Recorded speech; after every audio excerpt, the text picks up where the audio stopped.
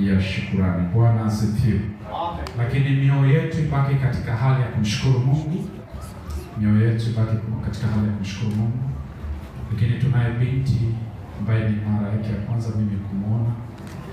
Nilikuwa natamani tusalimie tunapoingia kwenye neno hili la mchana.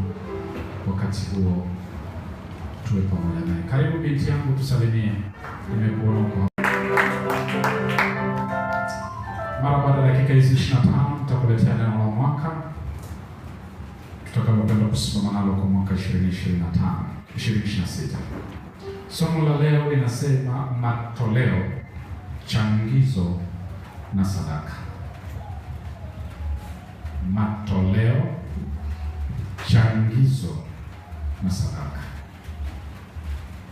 Hivi vitu vitatu ni kama vinafanana, kwa sababu vyote vinakusababisha utoe, lakini uzito wake mbele za Mungu umetofautishwa na matokeo yake yametofautishwa. Nikianza na eneo, nitakwenda taratibu sana na ufafanuzi mfupi sana na baadhi ya maandiko machache kwa sababu ya muda wetu. Matoleo ni vitu vitolewavyo mbele za Mungu sawasawa na neno la sheria yake. Matoleo ni nini? Ni vitu vinavyotolewa mbele za Mungu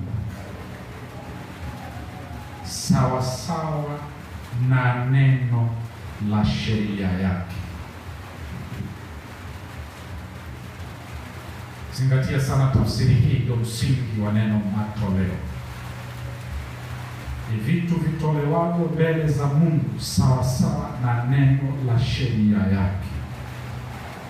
Kwa tafsiri nyingine, ni vitu vinavyotolewa kulingana na sheria ya Mungu.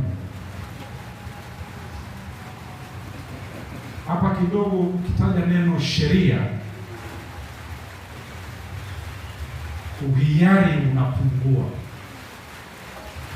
Bwana asifiwe. Amen. Matoleo sio sadaka. Matoleo ni vitu vinavyotolewa mbele za Mungu sawasawa na sheria yake. Maana yake uhiari umepunguzwa. Usipotoa sawasawa na sheria yake itakuwa